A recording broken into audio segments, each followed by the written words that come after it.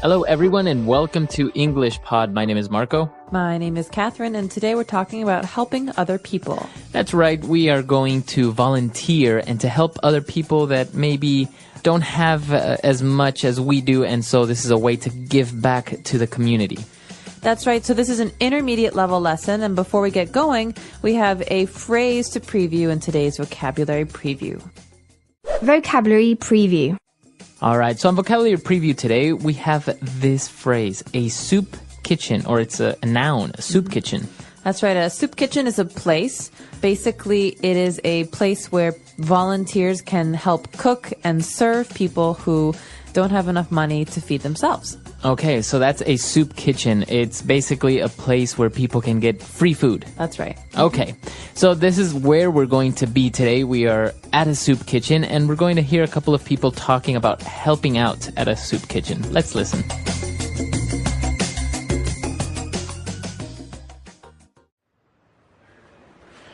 Thanks a lot for pitching in once again, Judy. We really appreciate your help. It seems that at this time of year, there are more and more people who are struggling to make ends meet. There aren't many professional chefs like you who are so generous with their time. Don't be silly, Mark. I'm more than happy to donate my time to a good cause. Volunteering at the soup kitchen has been really rewarding for me. You know, it's satisfying to provide good meals for those who are less fortunate. I feel like I'm really making a difference in some small way. Well, your skills are definitely appreciated here. The people who come here have fallen on hard times, and a delicious hot meal can really bolster their spirits. Wow, that smells great. The needy are sure lucky to have you. Thanks, Mark. Here you go. Enjoy your meal. Thank you, my dear. Oh, this looks lovely. You're welcome. Hello, sir. Today we have... George, what are you doing here? Hey, Judy, I'll have a little of everything, thanks. Smells great. George, seriously, what are you doing here? I haven't seen you since our divorce was finalized. You've got no right to be here. You're hardly homeless. Don't be like that, Judy. I really miss your home cooking. All right, we're back. So obviously this person, George, he didn't really need the food, but apparently I think he's divorced from his wife, and he was like, oh, I need your food. But other people that were there were very much in need of this food, so why don't we take a look at some of the words and phrases on language takeaway. Language takeaway. Well, we've got a couple of interesting words here at the beginning that have to do with volunteering or helping other people. The first phrase we have actually is to pitch in. That's right, to pitch in. So when you pitch in, that's a way of saying helping, right? That's right, to help. So I could ask you for your help with something. I could say, hey, Marco, can you pitch in a little of your time with this project I have? Okay, so dedicate or to help, to pitch in. So when you pitch in, you are helping. This is a really common phrase, very colloquial though, right? To pitch in, that's right. Okay, and then moving on, another adjective when a person likes to help or gives money to the poor, that person is generous. That's right. So generous is an adjective. That means a person can be generous or an effort can be generous. For example, a very famous generous person is... Mother Teresa of Calcutta. Well, I was thinking Warren Buffett, but okay. Both of them are very generous. Mother Teresa for giving back to the poor and Warren Buffett for donating most of his money. Okay, very good. So that is a sign of a person that is generous. So usually generous people like Warren Buffett, you say he gave away his fortune to people that didn't have money. We call these people the less fortunate. That's right. So, as you said, we've got 3 words here that mean poor people, basically. Mm-hmm. And we don't like to say poor people in English because it's not very nice. You know, people can't control their situation in many cases, and it's more of a situation of not having what others have. Mm-hmm. And so one way to say this is less fortunate. Okay. So a person that's less fortunate is a person that's poor. That's right. So I could say, for example, we often try to help the less fortunate by volunteering our time. Okay. So fortunate is a way of saying that you have fortune or you have luck. So if you say you are very fortunate, that means that you are very lucky. That's right. Okay. So less fortunate means poor. And another way of saying that somebody is poor, you say that person is needy. Needy. So this probably makes you think of the word need, to need, and you're right. This comes from need. So someone who is needy needs things, needs money, needs help, needs food. Okay, even attention, right? Somebody that's needy might need a lot of attention all the time. That's right. So this could actually be a bad thing. Someone who's needy says, look at me, oh my gosh, look at me, listen to me, and that can be very annoying. Okay, so the needy. And now finally, a very common word to say that somebody is very poor, doesn't have a place to live, doesn't have a home. You say that person is homeless. Homeless literally means without a home. And so we often talk about the homeless as being a group of people we want to help in society, because the homeless live on the streets, they live in public, and in the winter and times when it's really, really cold, it's very dangerous for them. So the homeless are a group that people try to help with these soup kitchens and shelters. Okay, very good. So a lot of interesting words, common phrases there, very useful. So why don't we go back, listen to this dialogue again, and we'll be back in a little bit with Fluency Builder.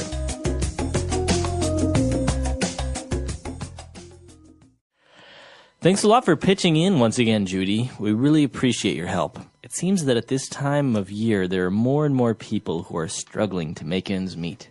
There aren't many professional chefs like you who are so generous with their time. Don't be silly, Mark. I'm more than happy to donate my time to a good cause. Volunteering at the soup kitchen has been really rewarding for me. You know, it's satisfying to provide good meals for those who are less fortunate. I feel like I'm really making a difference in some small way. Well, your skills are definitely appreciated here. The people who come here have fallen on hard times, and a delicious hot meal can really bolster their spirits. Wow, that smells great. The needy are sure lucky to have you. Thanks, Mark. Here you go. Enjoy your meal. Thank you, my dear. Oh, this looks lovely. You're welcome. Hello, sir. Today we have George. What are you doing here? Hey, Judy, I'll have a little of everything, thanks. Smells great. George, seriously, what are you doing here? I haven't seen you since our divorce was finalized. You've got no right to be here. You're hardly homeless. Don't be like that, Judy. I really miss your home cooking. All right, we're back. So on Fluency Builder today, we have 3 key phrases. So we're going to take a look at those now. Fluency Builder. Okay, so what is our first phrase? Our first phrase comes from the beginning of the dialogue with Mark, who says, there are some people who are struggling to make ends meet. So the phrase here is to make ends meet. Okay, to make ends meet. So if you take a look at this phrase, it's very hard to determine what that actually means. What does it mean? Well, think about a string. If you want to make a circle out of that string, you have to connect the ends, right? And I think of that as being about your income and the money that you spend. I cannot make ends meet if I earn $10 every week, but I spend $15 on my house and my food. Right. Okay. So not being able to make ends meet means you spend more than you earn. Okay. And that's not about cars and fancy TVs. That's about your house, your heat, your bills, and your food. Right. But I say, I've been able to make ends meet for a while now because I have a pretty good job. Okay, so to make ends meet is to be able to pay for your necessities. Okay. But he can't make ends meet means he can't support himself financially. Okay, very good. So to make ends meet is pretty much to satisfy your basic necessities. Financially, okay. Very good. And moving on, when we were talking about generosity and people helping out, if you help people that are less fortunate, you are making a difference in a small way. Okay, so this is a phrase that we hear all the time in the States. I'm not sure if it's the same in other English-speaking countries, but it's a very popular phrase. We talk about making a difference or trying to make a difference, and it's not very clear what a difference really is. But generally, this means doing good things for other people. Okay, so celebrities try to make a difference with their money and their fame. Some people try to make a difference by working at homeless shelters or at soup kitchens.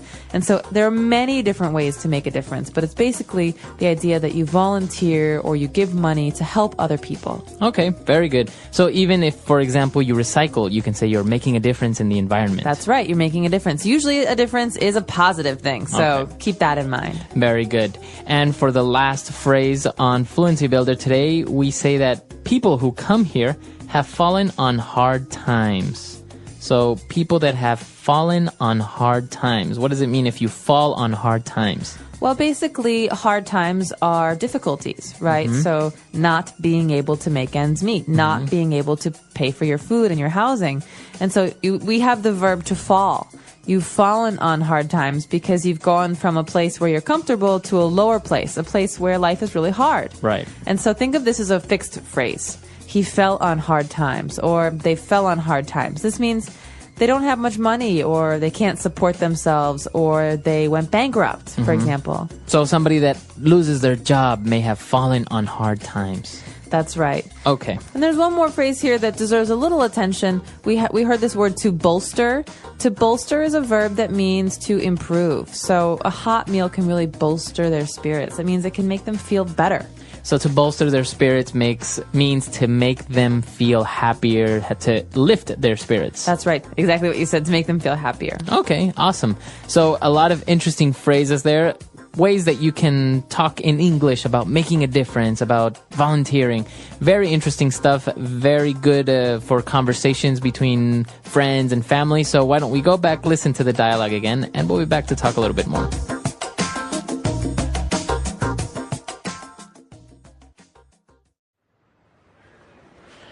Thanks a lot for pitching in once again, Judy. We really appreciate your help. It seems that at this time of year, there are more and more people who are struggling to make ends meet. There aren't many professional chefs like you who are so generous with their time. Don't be silly, Mark. I'm more than happy to donate my time to a good cause. Volunteering at the soup kitchen has been really rewarding for me. You know, it's satisfying to provide good meals for those who are less fortunate. I feel like I'm really making a difference in some small way. Well, your skills are definitely appreciated here. The people who come here have fallen on hard times, and a delicious hot meal can really bolster their spirits. Wow, that smells great. The needy are sure lucky to have you. Thanks, Mark. Here you go. Enjoy your meal. Thank you, my dear. Oh, this looks lovely. You're welcome. Hello, sir. Today we have... George, what are you doing here? Hey, Judy, I'll have a little of everything, thanks. Smells great. George, seriously, what are you doing here? I haven't seen you since our divorce was finalized. You've got no right to be here. You're hardly homeless. Don't be like that, Judy. I really miss your home cooking.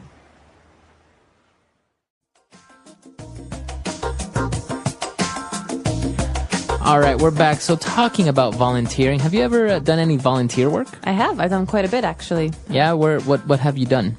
Back when I was living in the United States, in Chicago, I used to cook for a homeless shelter every week. So I would bring food every Thursday. So you cook at home and you bring the food over to the shelter? That's right. So the shelter had a kitchen, but they used donations from people because there were so many people who came there for food. And once a month, I would volunteer to also serve the food. Okay. So I would bring lasagna or pasta, things that most people like, and then once a month I would sit down with people and talk. You know, a lot of people are lonely when they're in homeless shelters because they come alone, or maybe it's a mother and her child, and it's nice to also come and sit and talk to them. No, it's very interesting, and I think volunteering is a much better solution than, for example, just giving out money to poor people or something like that. I don't think that's really the solution. I think you should dedicate your time and your energy to making a difference, like in the dialogue. Well, and I think that the other benefit is for you, the volunteer, because it changes your perspective on poverty and on humanity. And you think about, well, you know, I could be this person. He was a banker 2 years ago, and now he doesn't have a house. And so I think it has a positive effect on everybody involved. Hey, Liam, are you ready for our first day at the community kitchen? I am. The manager said we'll help prepare and serve dinner. I'm a little nervous, but excited. Same here. I packed a notebook so we can learn new words and phrases as we work. good idea. People call this place a soup kitchen, right? It's where volunteers cook and serve free meals for people who need them.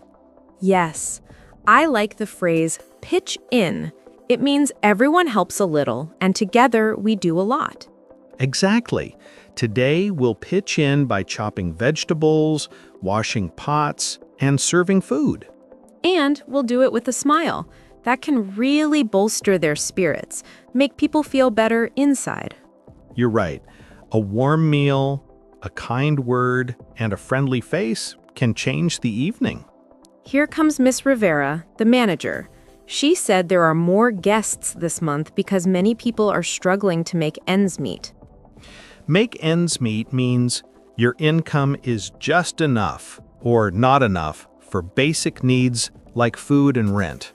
When ends don't meet, people may visit places like this. Some guests are homeless, others have a home but not enough money this week. I used to think homeless was the only word, but I learned other words too, like needy, less fortunate, and people who have fallen on hard times. Fallen on hard times is a kind way to say life changed and became difficult, maybe after losing a job or getting sick. I'm glad this kitchen exists. It gives people a safe space and a hot meal, and it reminds them they're not alone. Miss Rivera hands us aprons. She says, "Welcome, team. Thank you for donating your time." I love that. Donating time is a real gift. Right. We can donate money, but we can also donate time, skills, and attention. All of those make a difference. Okay, jobs. You take the cutting board, I'll check the soup. Wow, onions, carrots, and garlic. The smell is amazing. I'll dice the carrots. Watch my fingers. I don't want to cut myself before we start. I'll stir the pot slowly. The soup looks thick and colorful. Friendly food, simple and warm. Miss Rivera says we serve at 6. That gives us 30 minutes. While we wait, let's practice how to talk with guests. We should be respectful, kind, and clear. Agreed. We can say, "Good evening. Would you like soup or pasta? Would you like bread?" And always add, "Please and thank you." And we can offer choices without pressure, like, "You're welcome to take a seat near the window if you want some quiet." I'm thinking about the word generous. Some people think it only means giving money, but generosity can be a smile, a seat, or extra time. True. Also, generosity doesn't judge. We don't ask, "Why are you here?" We say, "We're glad you're here." Yes, everyone deserves dignity. First guest is here. "Hi, sir. Welcome. Would you like soup tonight?" He nods and says yes. I pour carefully. I add bread and a little salad. He smiles and says, "Thank you." Next guest is a young woman with a stroller. I ask, "Would you like something for your child?" She says, "Yes, please." We find a small bowl, cool the soup with a bit of water, and give her extra napkins. She whispers, "Bless you." Moments like this remind me why we came. Between guests, we write notes. Speak gently. Offer choices. Listen more than you talk. Respect privacy. A man in a construction jacket arrives. He says, "Hard day. I lost my job last week." Then he looks down. I say, "I'm sorry you're going through that." I don't try to fix it. I just offer food and space. He says he'll be okay, but rent is hard. He says, "I can't make ends meet right now." We nod and keep serving. Sometimes quiet kindness is the best support. After the line slows, we drink water and share a piece of bread. I tell you about my neighbor who volunteers at a shelter on Sundays. He says talking with people matters as much as the food. That makes sense. Loneliness can be as heavy as hunger. Miss Rivera waves us back. More guests arrive. A teenager comes alone, moving carefully, like he doesn't want to be seen. I greet him softly. Welcome. Would you like pasta or soup? He whispers, soup. I add extra bread. He says thanks. His voice shakes. I say, if you need a quiet corner, the table in the back is calm. He nods and goes there. We share a look. No words, just care. Later, an older woman tells us she used to be a cook. She smiles at the soup and says, "You seasoned it well." Compliments from a cook feel special. I thank her and ask if she wants tea. She does, with extra sugar. We keep serving until every tray is clean. Then we wash and stack the plates. My feet are tired, but my heart feels light. Helping felt simple, honest, and real. Same for me. I learned that small actions can make a big difference. On our way out, the teenager from before walks up. He says, "Thanks for being kind. I felt invisible all week. Here, I made a drawing while I ate." He shows us a small pencil sketch of the soup pot, steaming like a little sun. I feel tears in my eyes. I say, "Thank you for sharing this. It's beautiful." He smiles and puts the drawing in my hand. I promise to keep it safe. We leave the kitchen and step into the cool night. Let's walk to the bus. I want to talk about what we learned. Okay. Lesson 1, respect and dignity. Lesson 2, clear, simple language. Lesson 3, donating time matters. Lesson 4, ask before you help. And lesson 5, we grew too. Service teaches us. At the bus stop, I decide to donate part of my weekend. I'll help at the Saturday breakfast next time. I'll join. Maybe I can lead a tea station and practice gentle conversation. We could also make a short guide for new volunteers with phrases and tips. Title, Kind and Clear. Page 1, Greeting. Hello, welcome. Dinner is soup and pasta. Would you like bread? Page 2, offering help. If you want a quiet seat, there's space in the back, or tea or water. Final page, end with hope. We're glad you came tonight. Perfect. I'll share this with Miss Rivera next time. The bus arrives. We sit by the window. I think of the man with the construction jacket. I hope he finds work soon. I think of the teenager's drawing in my pocket. I'll frame it and hang it near my desk. When I was younger, I thought volunteering was only about giving. Now I see it's also about receiving stories and connection. I feel the same.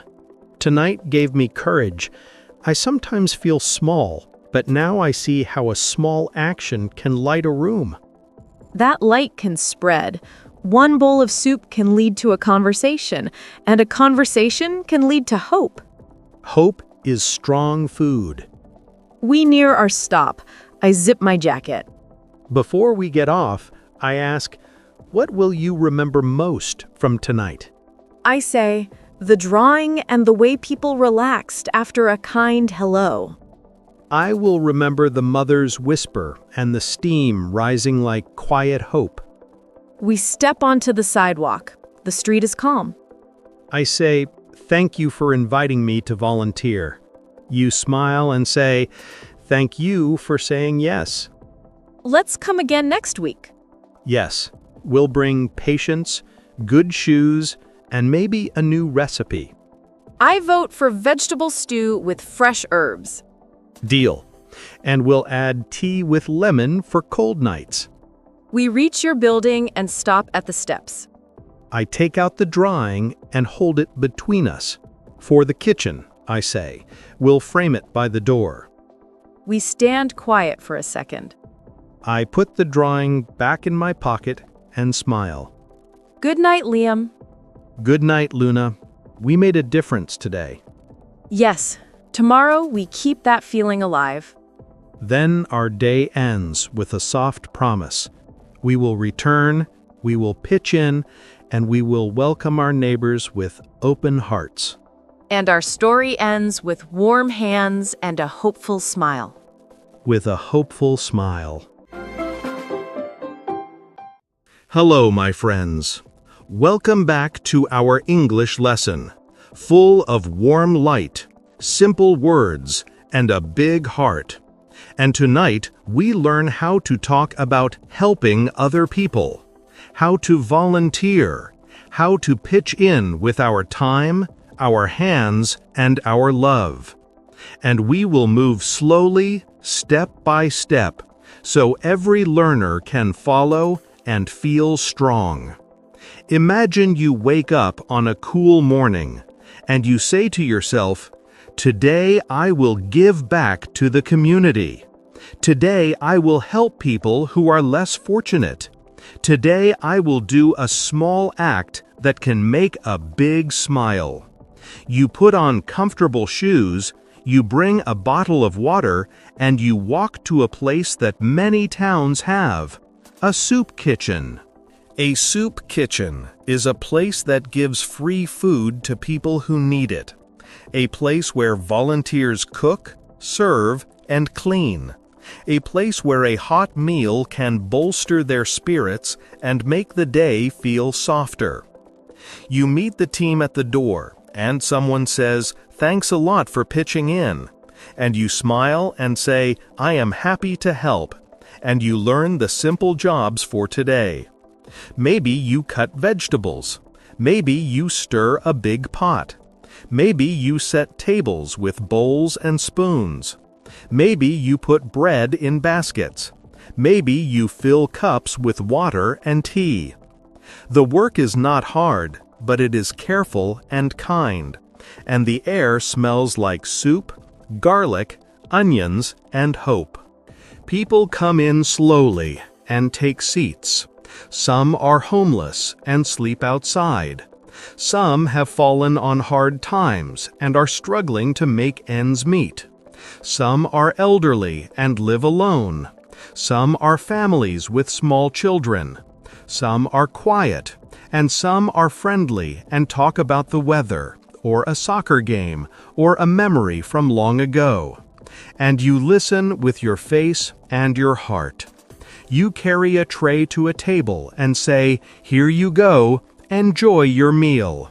And you see a shy thank you and a small nod. And that small nod is gold, because it shows your help matters. Volunteering at a soup kitchen can be very rewarding, not because you want a prize, but because you see real people feel warm and safe for a little while.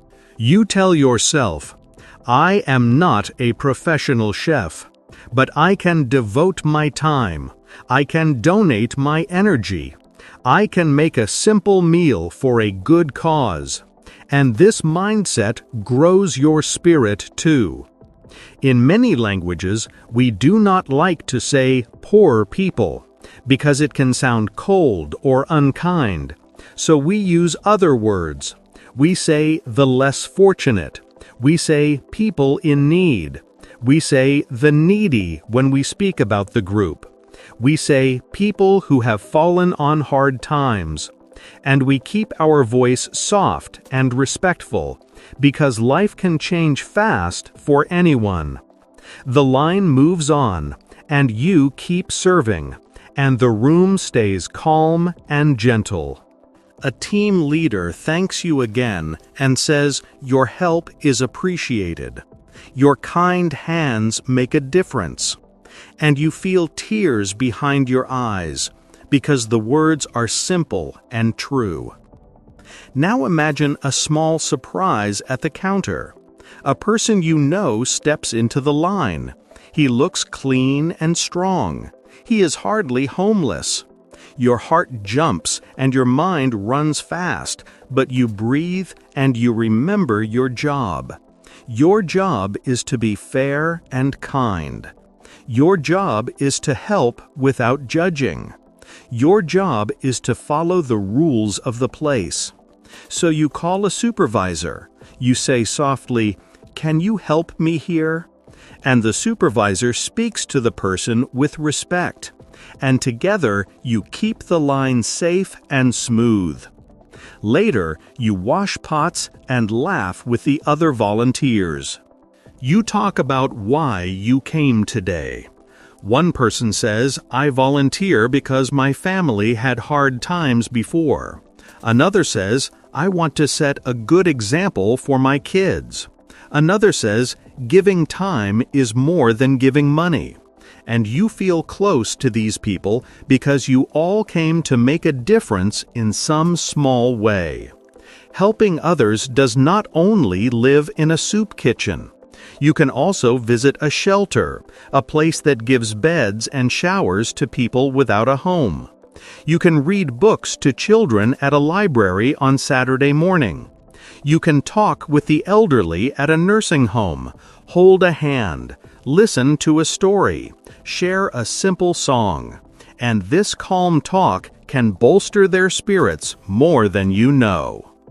You can clean a park, plant trees, paint a fence, repair a small school wall, or collect warm coats for winter.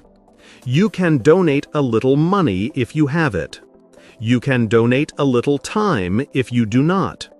You can donate food, you can donate books, you can donate a smile and a kind word, because kindness has many shapes, and all of them are useful. When we use English to speak about service, we use small, strong lines that are easy to say and easy to hear. We say, "Thanks for pitching in." We say, "We really appreciate your help." We say, "I'm more than happy to donate my time." We say, "This work is rewarding." We say, "I feel like I am making a difference." We say, "These meals will bolster their spirits." We say, "People here have fallen on hard times." We say, "Let's give back to the community." We say, "This is a good cause." We say, "The needy are lucky to have a place like this." You can practice these lines at home, slowly, with breath and feeling. Now picture another day of service. The town has a food drive. You stand by a table with boxes and labels. You smile and say, "Canned beans here, rice here, pasta here, oil here. Thank you for your donation." And a family brings a bag of food and says, "We want to help the less fortunate." And you say, "Your gift will make a difference." And you write the items on a list so the team can plan meals for next week. Later, you help load a small truck, and you wave as it drives to a shelter across town. On the way home, you think about words again. You think about the verb donate. You can donate your time. You can donate your skills. You can donate your money. You can donate food or clothes. You can even donate a song or a story to someone who feels alone. You think about the verb devote. You can devote your Saturday morning to service. You can devote one evening each month to cooking at the shelter. You can devote a quiet hour to writing cards for elderly people in a nursing home. These words are not hard, but they are powerful, because they tell the world you are ready to help. Sometimes people ask, does small help really matter? And we answer with simple truth. Yes, small help matters. A hot meal can bolster a body and a soul. A clean blanket can keep a child warm at night. A kind voice can lift someone who is lonely. A small monthly donation can keep a light on in a shelter. A short visit can turn a sad afternoon into a soft memory. We do not need big speeches. We need steady, small acts. We need simple English that moves like a hand to a shoulder and says, "I am here." If you want to invite friends to join you, you can use short, clear lines. You can say, "Do you want to pitch in on Saturday?" You can say, "Can you help me cook at the soup kitchen?" You can say, "I plan to donate clothes this week." You can say, "Let's give back to the community together." You can say, "We can make a difference in a small way." You can say, "The team is generous and kind. You will like them." You can say, "The work is rewarding and not hard." You can say, "Come for 1 hour and see." These lines are simple invitations, and they open doors. In your daily life, you can also use service words with care. If a friend loses a job and cannot make ends meet, you can bring a meal. You can help with a bill if you are able. You can watch the children so the friend can go to an interview. If a neighbor falls on hard times, you can carry groceries. You can mow a lawn. You can share Wi-Fi so the neighbor can send a form. If an elderly person in your building is alone, you can knock and say hello. You can take out the trash. You can sit for 20 minutes and listen to a story from when they were young. In all of these moments, your words are short and kind. You say, "I am here to help." You say, "Here you go."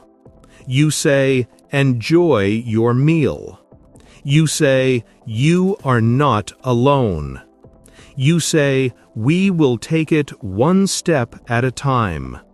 You say, "Your life matters." You say, "I am happy to donate a little time today." You may think your English is small, but your heart is big, and that is what people feel first. Let us build a tiny practice you can repeat this week. Speak after me in a soft voice with breath and calm rhythm. I will pitch in. I will devote my time. I will donate what I can. I will give back to the community. I will help the less fortunate. I will respect the needy. I will serve a hot meal. I will talk to the elderly. I will listen with care. I will use kind words. I will keep people safe. I will follow the rules. I will be fair. I will remember that small acts can make a difference. Now take a breath and imagine next month. You stand at a long table with other volunteers. You see steam rise from a pot. You hear a line of guests say, "Thank you, thank you, thank you." You feel the room grow quiet and warm. You hear your own voice say, "We appreciate your help," to a new volunteer who arrived late and still wanted to pitch in for the last hour. You watch a child smile when you place a cookie next to the bowl. You watch an old man relax when you ask about his day. You watch a tired mother soften when you say, "Take an extra piece of bread for later." These pictures live in your mind and help you come back again and again. Sometimes service brings hard moments too. A guest may be upset. A line may grow long. A pot may spill. A voice may rise. In these moments, you use simple tools. You keep your tone low. You breathe. You say, "We will help you soon." You call a supervisor if you need support. You remember that stress is often pain wearing a mask. You remember that you are here to heal, not to fight. And when the room is calm again, you return to your work and your smile and your steady hands. At the end of the day, you take off your apron and wash your hands one more time. You sit on a chair in the quiet kitchen and drink water. You feel tired in a good way. You think, today I used my English to serve. I said simple lines with a kind voice. I gave a hot meal. I kept order. I showed respect. I did a good thing for a good cause. And you say to yourself, I will come back, because this work is rewarding and it grows my heart. As you walk home, practice a last set of phrases so they live in your mouth and in your life. Say, thanks for pitching in. Say, we appreciate your help. Say, enjoy your meal. Say, this will bolster their spirits. Say, many people are struggling to make ends meet. Say, some have fallen on hard times. Say, we are here for the needy. Say, our team is generous. Say, we will make a difference together. Say, let us give back to the community. Say, I am more than happy to donate my time. Say, I can devote Saturday morning to service. Say, even 1 hour helps. Say, I will be back next week. And then look up at the sky and feel proud, because your words are simple, your acts are gentle, and your heart is strong. Your English is growing, your courage is growing, and your care for others is growing. And this is the kind of growth that changes a life, both for the person you help and for you. Keep this lesson close. Keep these phrases in your phone. Use them at a soup kitchen, at a shelter, at a nursing home, at a park cleanup, at a school event, at a food drive, or simply at your neighbor's door. Small words, small acts, big love. That is the path. And I am proud of you for every step you take.